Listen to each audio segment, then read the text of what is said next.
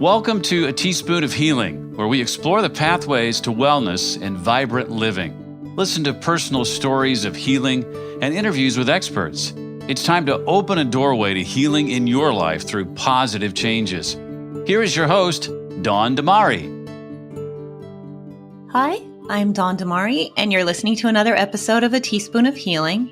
Today, my guest is Marja West, trauma de-activator and author. She is the author of the book Effed Wide Open, The Rude Awakening of the Heart-Based New Humanity. Hi, Marja. Hi, Dawn. How are you today? I'm really well. Thank you for asking. How are you doing? I'm doing well also. Thank you for asking. Good. I'm happy to be here. So thank you for having me. Of course. And thank you for being here and joining me on the podcast. I'm super excited to be here. I'm super excited that you're here too. Now, I found you on Instagram, my Teaspoon of Healing Instagram, and I like your content. It's very needed today. Besides being an author, you're a trauma de-activator, and you help people recover from something that's so prevalent in society right now: narcissistic, sociopathic, psychopathic abuse. Yes. Now, for people who don't know, a lot of people are familiar with this. So what is narcissistic abuse? I'll take you back to the beginning. So The beginnings of this happened in the 80s. When I was living in San Francisco, I was selling insurance. My clients were mostly very well-to-do attorneys.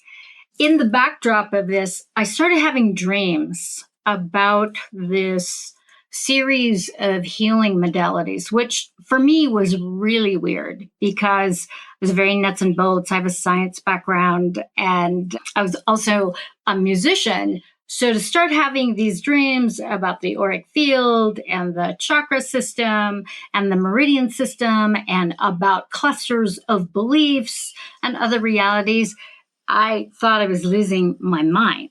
So while this was going on, I started having conversations with just random people that were associated with my clients about certain kinds of abuse, mostly sexual abuse, which was very interesting to me because at the time in my own personal journey, I was really excavating through therapy, through other different alternative modalities of healing to really start unraveling what was happening.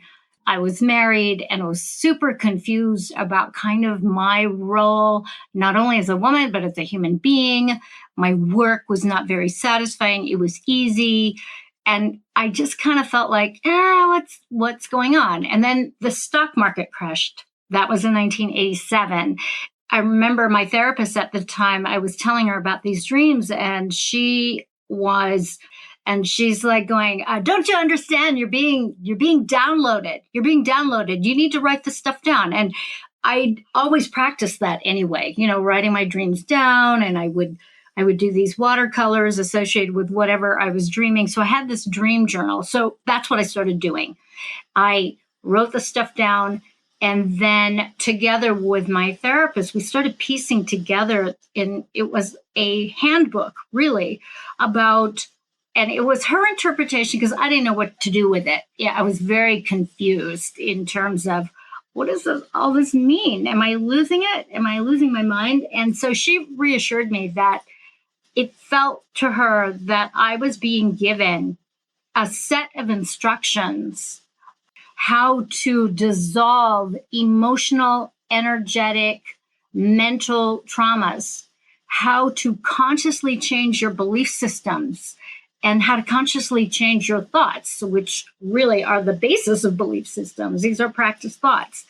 So we did this, and I started getting phone calls of very, very strange things where I would get these calls saying, I don't know why I'm doing this, but I'm going to hand this person off to you and you have information for them. Now, these were people that were not New agey, but they were intuitive. They were connected to their intuitions. And so what I started to connect with were survivors of the most egregious sex abuse, what I call trauma-based mind control. These people were subjugated to tremendous abuse, whether it was physical, sexual, emotional, mental. I just started attracting all these people wanting to talk to me. And what it did is that it opened up this whole world of interfacing and hand-holding, if you will, survivors of the most egregious of human abuses. And before I knew it, I had an international healing practice. And I've been doing this ever since. That's truly amazing. Yeah. You were having dreams about it, and people were recommending that others work with you. And in the 80s, I was early teen. I don't even remember people talking about narcissistic abuse. I'm sure it was, but obviously it was going on. No, that's absolutely what was going on. And I'd never really heard about it either. However, my therapist, God rest her soul, she was genius in that she would talk about, her main thing to me was, you need to get the selfish people out of your life. The selfish people who don't care about what it is that you want, what you think. You are at their service, and this is not good. And she pointed to certain members of my family. And of course, I'm very loyal. I didn't want to look at it. I didn't want to go there. So I maintained these relationships. And that's part of the whole thing with narcissists, sociopaths, and psychopaths, is that they require an empath. And so anyone who is empathic, compassionate, I was basically my mother's therapist. And so all of her complaints, all of her unhappiness, I took that on. And so it would be normal for me to be that listener, to be that safe landing place. And so that was part of my journey, is looking at all the ways where I just took it on. And even if I had someplace to go, quite often I would just blow it off, because here's this person in need who needs my attention, and I'm ready and willing to say yes and give them my full attention. So a narcissist, sociopath, and a psychopath absolutely need an empath. And in addition to needing an empath, they need apaths around them. So the apath... Now, what is an apath? Yeah. The apath is the sort of yes person. And quite often they're mesmerized by what I call the NSP, the narcissist, sociopath, and psychopath. They're mesmerized by them. They agree with whatever these NSPs are telling them. And they will absolutely turn against you and throw you under the bus in honor of the NSP. So there's this triad of dysfunction that keeps the NSP, really at the apex and in control of the relationship.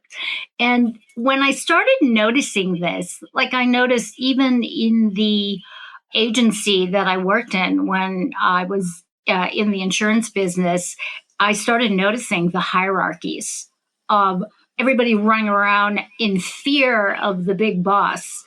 And I didn't really have a fear of him so much. I would just kind of like watch and observe. But there was this pattern that I started noticing that was within myself from my family of origin that was being translated into the workplace, understanding my own little mechanisms. And that's part of doing the great inner work, as you know, is that you have to be self-reflective. And you have to kind of check out what you're up to and check out the places where you're not up to things, but you're not able to take that all the way to the other side by saying, no, thank you. I refer to the word no as the lost word of no. Because, and especially in new age circles, we're kind of brainwashed a little bit to accept everything is love and light and it's also positive, and anger is so negative. And I want to tell these people, wake up, okay? Because anger has a bad rap. Anger is the seed for change. And when you put up with enough crap and you get to your end and you're looking at yourself in the mirror really, really frustrated and you start to own it, that bad behavior, that pattern starts to break apart. It doesn't hold any water anymore. It doesn't hold you captive. So these are some of the things that I, on a personal level, started noticing. And when I started owning it, my relationships disintegrated. And they disintegrated because I realized I had surrounded myself with nothing but narcissists. Where I and was did you notice running that? around. I don't mean to interrupt you, Yes. but did you notice that relationships, friendships, family, where did you notice that? I have to say, in my personal experience, when I've stood up for myself, I lost friends as well. Yes, yeah. because you're no longer at their service. Yep, exactly. So you're either the empath or you're the part of their apath posse, where you are so afraid of them. Like I noticed that with certain personality types, where I was just like willing to just suck it up, because I was terrified of disagreeing. And especially I'm from the San Francisco Bay Area. It's such a politically charged, politically correct scene. And for many, many years, I just wouldn't say anything. I wouldn't tell my friends, look, I'm probably really conservative here, and I don't want to hear a free for all. That's not my thing. But I was terrified to really spell that out. And then when I did, major stuff hit the fan. It was not good. Lost 90% of my social circle because I realized I wasn't one of them. And I wasn't going to kowtow. I wasn't going to settle to agree or pretend that I'm aligning with something that I'm not. And I think that's part of the awakening process is you realize you can't compromise and you can't lie. You can't lie to yourself. You can't align with things that don't feel good, that you don't agree with. I realized I needed to be an absolute impeccable authority with myself, which means if I didn't agree with it, it didn't mean I needed to go to war with what I disagreed with. It just meant that I needed to retract my energy and be in alignment with myself and stay in my own lane and not seek the sort of outside validation to feel good about myself. And so that's part of, I think, the great inner work is really coming to terms with your values. Without making other people wrong, just come to terms with your values. Be steadfast in what you say yes to and having integrity in what you say yes to. And also being steadfast in a flat out no thank you. And so what I've discovered about all my clients and my students is that they're on that same track too, where they wake up and realize, I don't want to be doing this. This is not for me. This isn't good for me. This is making me sick. And it can literally make you sick. Yes. It can. Literally make you sick. It's rude to wake up to that where you go, oh my God, I have been with this person for 14 years and I'm leaving. I got to go. I don't know where I'm going, but I got to go. I made the choice. I left. These are some of the hard things that we need to do. And when we make those choices, I know that in my several relationships, long-term relationships with narcissists, sociopaths, and psychopaths, the NSPs, I've had to go no contact ever again. And then when I was co-parenting stepkids, it was no eye contact ever again because you have these co-parenting agreements. So there's the public place handoffs. And this person was very, very charismatic. I would look into his eyes and I would, oh my God, I would lose consciousness. Like I'm like going, what is he doing to me? That is so crazy.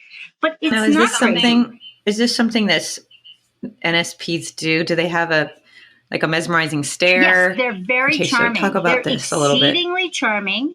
And part of it too is that they know your story. They have been studying you.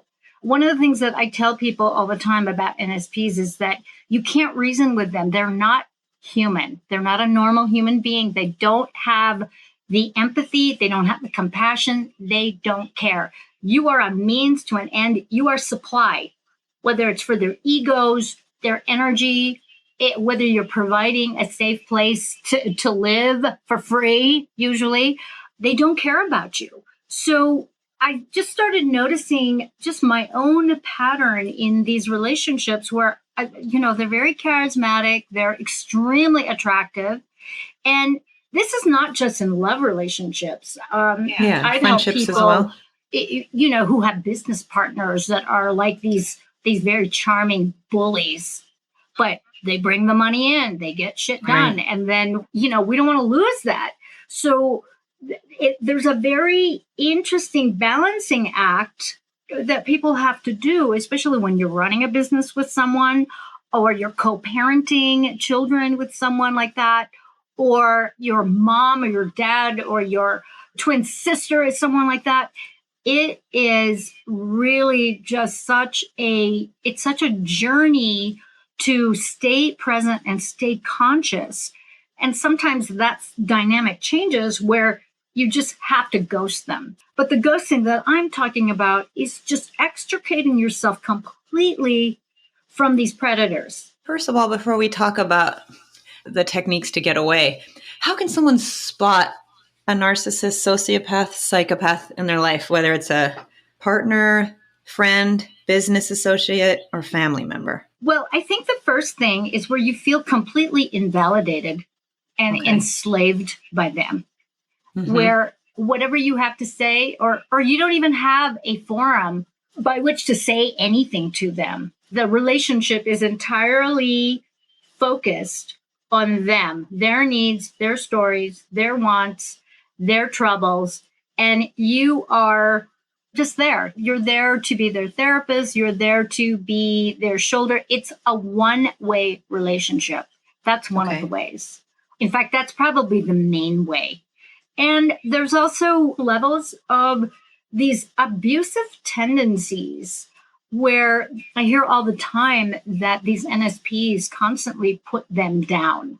So it's a very invalidating relationship where you're all about validating them, but they can't be bothered to give you 2 seconds of their precious time because they're doing things that are much more important than you could ever possibly imagine. So there's it's very disrespectful. Okay. The other thing too to consider is how you feel interacting with them. And there's an energy drain. There's an energy drop where you don't feel fulfilled. You feel like you're going to pass out. There's an anxiety and a kind of where you just feel listless, like your power isn't your own. And you're just you can feel the energy being sucked out of you when you're with these people, but you're so helpless, you can't do anything about it, and then you blame yourself. You're blaming yourself. And quite often they're blaming you that you're not doing it right. You're not giving them enough after all they've done for you, whatever that means. I mean, I used to hear that a lot from the ex. I call him Psycho Boy. As a playful thing, and he was self-proclaimed, like he would actually call himself that. Oh, gosh. And it was pretty frightening.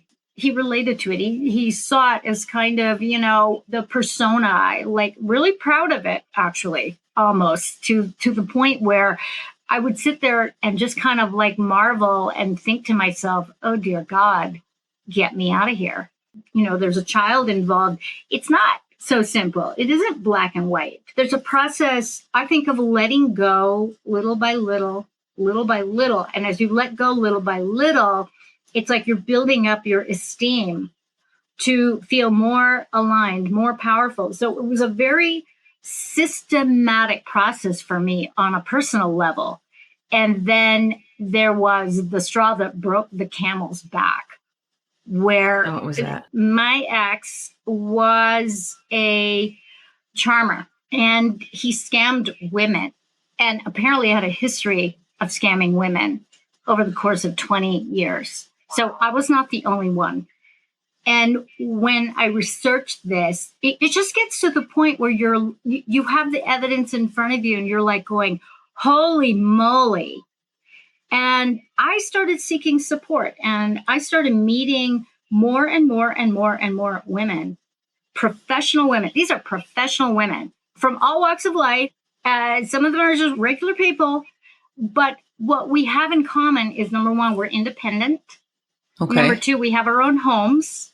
Mm-hmm. Number three, especially for the professional women, we're out in public. We've got websites, we have forums, we're doing talks, speaking engagements, we have books. So with the advent of social media and the internets, all of our information is out there. Anybody in any part of the world can connect with you. They can study you. Mm-hmm. They can watch your videos. They can read your books. Right. They can be on your teleseminars, even though it's women's only. They can pretend because you don't know. True. Yes. And then what these NSPs do is they study you and they find a weakness and they capitalize on it. And of course, my weakness is children. It was so unbelievable when the evidence was so stacked. And then I think the straw that broke the camel's back for me was I came back, and this was, I'd already started making my plans to leave, but I needed to do it in a manner that was going to be very seamless. I'm a planner, so once I decide, it's on. There's no doubt about it. But what I didn't know the depths to which the purposeful deception was on. And so I came home after being with a wonderful woman friend, and I felt renewed. And we were talking about the poet David Whyte. I was listening to one of his presentations, and there was one thing that he kept saying that I kept thinking about over and over again and hearing his voice. It was turn sideways into the light. And so as I was approaching the top floor landing of my home, I hear him speaking, and he's faking an Eastern European accent. I'm not kidding you. It's obvious that he's talking to a woman, and he's talking about how he doesn't have any money for this flight. And I'm just sitting there. Oh, the sun's going down. I'm thinking, turn sideways into the light. I remember feeling the setting sun on my face, and that's when I got it. It's like, I'm getting up. So I got up and I stormed into my office and he's talking to this woman on the landline. And I said, yo, just to let you know, he doesn't have an Eastern European accent. Good for you. He was so shocked. But this is how big an NSP he is. Wow. He starts screaming at me and tells me how rude I am to interrupt his private phone call. Oh my goodness. It's always about them. I started laughing. It was so unbelievable. And it was just kind of an amazing moment in time because you realize there's no going back. Mm-hmm. There's no redemption here. You need to get out. So that was the moment where, that's it. There's no doubt here, And so it started the unraveling of it. You talk about, and I've heard this time and time again from other authors who've self-published a book or have some kind of writing out in public, whether it's an article, that whatever it is that you put out there, you're going to live it down. You will live it down no matter what kind of platform you're on. And certainly that's what happened, because the unraveling of that, my entire life in the Bay Area disintegrated. It burned to the ground. Every false notion, every false agent that was in my life was outed, and outed so plainly where I was like, wow, all righty then. Did you find that they were the apaths to him as well? Yes. Okay. Yes. So I found out all the stuff about my community, about my friends, about what was going on behind my back. And it was ugly. I won't get into the details. It was just devastating. I felt gutted. I felt betrayed. And then I was blamed that I worked all the time. It's like, interesting, interesting. And, to my credit, I did not take that on. It's like, yeah, okay, because you can't talk to a psycho like a normal human being. You can't. Right. And isn't it true that they feed off your emotions or any reaction Absolutely. that you give? Absolutely. Okay. And I was in deep realization of that. And I just can remember just taking my energy back and surrounding myself in this grid of electric violet light, and really engaging a lot of the healing modalities and tools in one fell swoop, and really feeling, I was feeling defiant. I was enraged. I was defiant. And I also had these very, very, very devastating moments of this immense grief and this betrayal that, and here it is, it's like 5 years down the line, I'm feeling much better.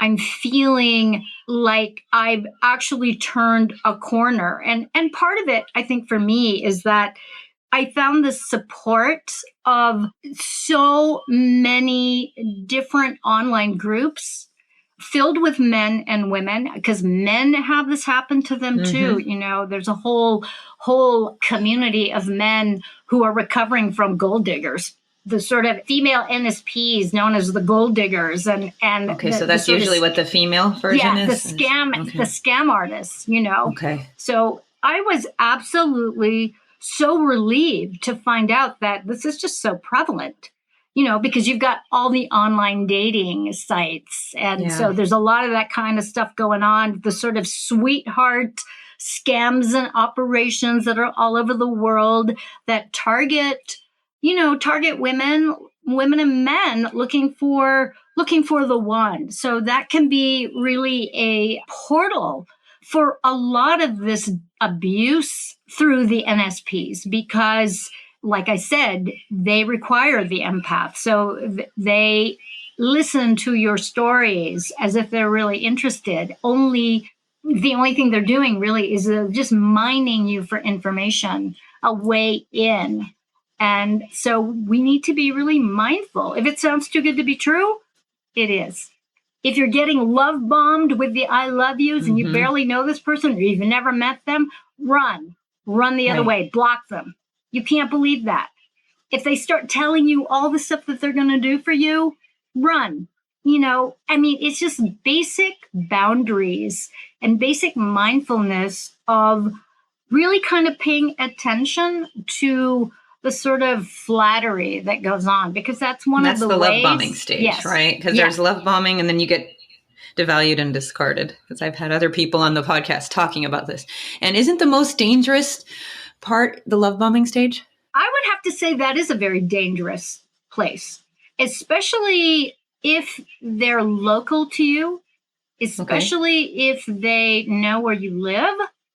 Because I hear from so many women just the sort of folly of meeting someone online and then right away, you know, it's like when we don't tend to our needs, or that our needs for validation or to know that we're still attractive overrides the sort of the warnings that go off saying, you know, you really should vet this person.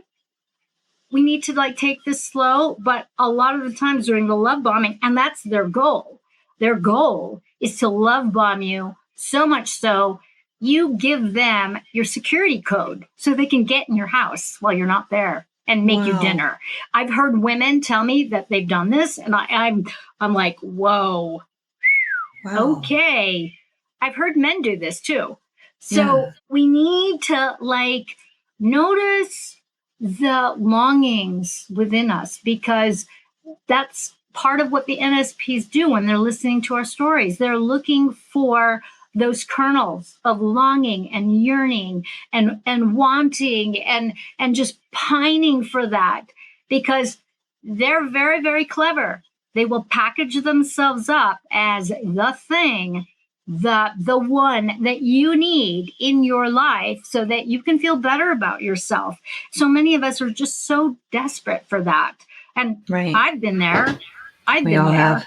I mean, not to that extent, but yeah, actually to that extent. You know, I spent 10 years with this person. So you think you know who these people are, But, when you realize after it's all said and done that not one word of it was true, part of the devastation for me was really just this unreality where it really takes down your sense of not just clarity, but your sense of safety, where you second guess yourself. It's like, oh my God, how could I not know? This person was in my house. This person was in the same bed for years. And you just go through this really gut-wrenching, soul-searching journey of what the actual F happened here. And you relive it over and over and over and over and over again. So with these groups that I was a part of, these forums, it was really, really helpful and relieving to know I wasn't the only one. And it's not that you're stupid. No. It's not that at all. It's that these people, these robots, these viruses, whatever you want to call them, these NSPs, they are really masters of manipulation. They know exactly what they're doing. They are that good, and it's absolutely criminal. It is. And now how can people get out? You're a trauma de-activator. First of all, to get away and then to heal. And I also want to ask about the online communities as well that you mentioned. Well, so I think the main thing is you have to want to get out. You have to want it. And you have to want it so bad that you are willing to give up any creature comforts that you fall back on. And that's what I had to do. I had to move to another country where I didn't know anybody, and that's what I had to do.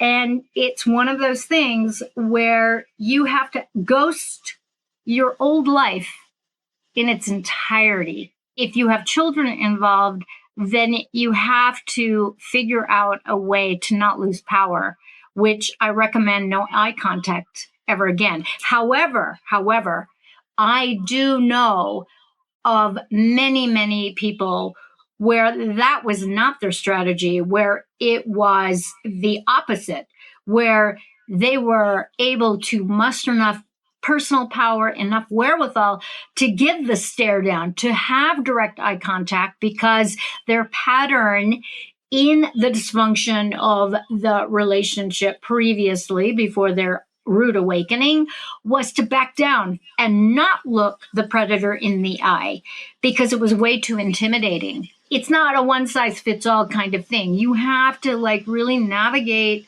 your own journey. And in terms of the online support, basically what I did was I Googled support for sociopathic, psychopathic abuse. And all these things came up, and you have to vet them because there's a lot of different forums. There were numerous Facebook groups that were really, really quite helpful, and many different books, which I found were helpful. So the books that I found most helpful were surprisingly not books that were written by psychologists and therapists, but just written by normal people, regular people, telling their story, which I think is superb.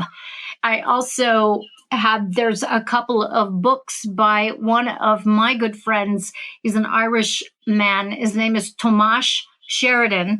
And he's got 2 books. One of them, just off the top of my head, is called Puzzling People. I highly recommend that book. Highly recommend that book. Puzzling People. So, so good. And I would have to say that I got the most out of that book in particular because he just lays it out. He lays it out in no holds barred. No stone is unturned in that book. And he's a researcher. And just really a wonderful book that really lays out the psychopathy of it all. And I would read little bits and pieces of it and just kind of go, oh my God, wow. So these are just important resources, and they're out there. The power of the Google is It's here. Utilize it to your advantage. Why not? Absolutely. And what about the work you do to help people deactivate the trauma? The work that I do is, well, it involves quite a number of things. So in my work of trauma deactivation, this is all not just about doing the sort of mental work and looking at your beliefs and looking at your thoughts. This is about looking at your tribal programming, because your family of origin is your first interface to the relationships between the masculine and feminine, men and women. Whether you're in a straight, bi, gay relationship, it doesn't matter. But the components of the masculine and feminine are really, really important for you to understand so that you know where your pitfalls are. Okay, so that's one of the things. The other thing, too, is being able to do the energy work. And the energy work is really, really important, because you can't make changes if your energy field, particularly the outer reaches of your field, your auric field, is filled with entities, whether they're from your family, whether they're from the NSP who's been hopped up on drugs and alcohol and God knows what else. Okay. These clearings are total. And when people dump on you, you don't even know you're getting dumped on. You're carrying that shit all over the place with you. And what do? You attract more of it. So the energy work is really, really important. And you have to really start being honest about your resistance to sensation, your resistance to feeling, your resistance to being, because we have all these default practices, which often are the default practices that get us into these dysfunctional, codependent, horrifying relationships to begin with, because we're not able to really face ourselves. Part of what I call New Age BS is that whole notion that once you're spiritually awakened, which to me is just the realization of who and what you are as infinite loving awareness and consciousness, having a human experience, that's the awakening. It doesn't make us special. But so in New Age BS, once you're awakened, you're going to have the perfect life and the perfect health, the perfect body, the perfect butt, and everything's going to be great, perfect money. It's nonsense. It's nonsense. Being awake simply does not give you a pass to specialness. You realize that, life is going to happen, like it or not. The ups and downs of human experience are everything you can think of and beyond and in between. So nobody gets a pass. We're going to have challenges. We're going to have bad days. And we need to be mindful about how it is that we're running our energy and really choosing at any given moment to choose yourself, choose your life. Be here on purpose. I know with all of the hooplas about what's going on in the world, this, that, and the other thing, you have to be mindful about how much of that you're going to take in. And it's not to be willfully ignorant about things. It's about really monitoring your energy, monitoring what makes you feel good. If you start to feel your energy go down, to consciously put a stop to it, end it. Whether that means you turn off the TV, you turn off the radio, or you switch to another YouTube channel, whatever it is, or you just turn it off because of this online community that we're in and because of all the EMF fields and all that kind of stuff. I recommend turn off your Wi-Fi at the end of the day. Don't have it going on 24/7. You don't need to be bombarded by that energy. Give your body, your energy body, a break from what I call the ongoing gaga zaza of all of this input. We have so much information, misinformation as well. Absolutely. And so many opinions. And you have to be mindful about the information that you take in. I always tell people, don't believe everything I say. Take it with a grain of salt, investigate it, because what's real for you is what matters. I want to encourage everyone to feel good about their lives. Honor their innate gifts, their creativity, what they've already created, their friends, their families, and to choose happiness. And I know things are really, really tough right now. They're really challenging. There's just all this negativity from everywhere coming at you. And you have control over that. One question. Do you find that the NSPs are very prevalent online, or they use it to their advantage? You know, anybody can make up a name. Anybody could put a profile photo up there. It may not Right. even be them. They can create other accounts to troll you. So it's very, Interesting. one of the things that I did with the ex is that actually it was my assistant that did it. We unfriended and blocked probably over 2,500 connections that were possibly in common. If there was any kind of community, I just ghosted it. It was over. And I'm mindful about who's following me. The keeping a tidy house, whether it's your own house or whether it's on your computer or your phone or social media, I think that's really important. If you feel like it's weird, it is weird. Don't give it 1 nanosecond of your attention other than delete, block. You know, the block feature, I highly recommend it. I've been there. Yes. So if there's something that's draining your energy or you feel it's weird, it seems like they can prey on you online. Yeah. Then get rid of it. Yeah, delete it. One of the things that we do is we'll bypass these red flags, these warning signs, and like go, oh, nah. Only to find out that was, you know, I quite often wondered what would have happened if I had just, you know, dropped the kibosh on that one, you know. But he was one of my greatest teachers, and I thank him for that. And there it is, you know. So don't have regrets about it. And to see that, okay, this is a lesson, and this is a powerful lesson for me to embody so that I can disseminate the information to help other men and women. We're going to sign off in a little bit, but I wanted to talk about your book and your YouTube. Well, so the book, it's going through another metamorphosis. I'm in the process right now of completing the 3rd edition that I'm going to be uploading onto lulu.com. I'm going to be extricating myself from publishers and Amazon and all these other corporate things. I've not had a very happy a happy experience. I'm self-funded, so everything that I do, I'm funding everything. I'm financing it all. So book 2 and 3 are going to be coming out as well because the series is a 3-book series.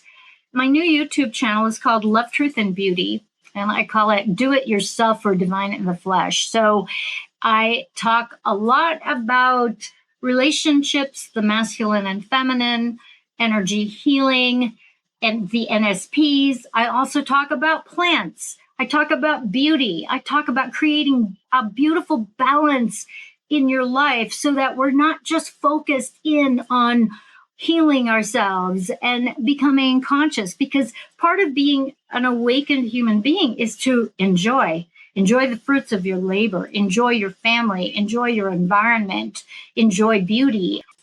I'm actually having a good time with it, where people can connect with me and bits of my work. So I endeavor to share a lot of content, but I endeavor to do it with humor, with the greatest of intention to just really help people in this navigation of everyday life. Well, good for you. And so you can find that on YouTube, Love, Truth, and Beauty. Yeah. Wonderful. And I've checked it out. I highly recommend your videos. And people can also work one-on-one with you.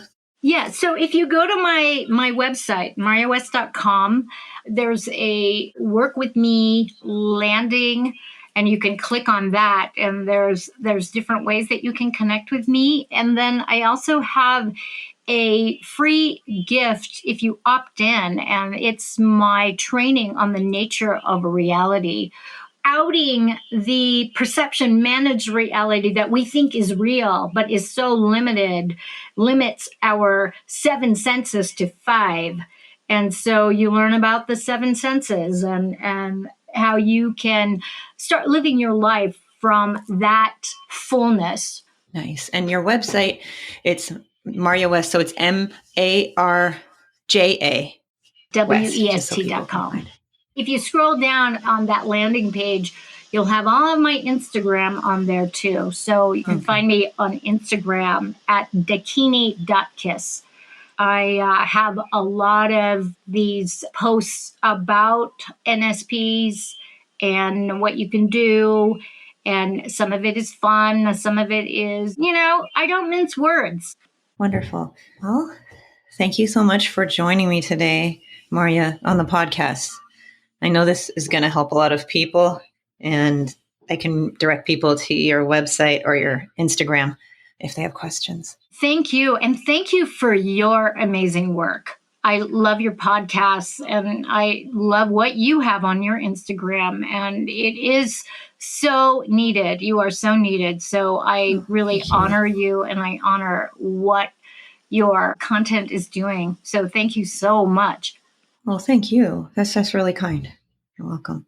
Well, have a good rest of the day. Susan, you remember the time we were in Orange County? We were driving around and we got lost, and we ran into this place called Avila's El Ranchito. You remember the place? The place had awesome decor and authentic margaritas. Did you know that Avila's El Ranchito has been around since 1966? They have 13 locations throughout Orange County. Visit Salvador Avila's location in Lake Forest and Foothill Ranch for great food, ambiance, and specialty margaritas.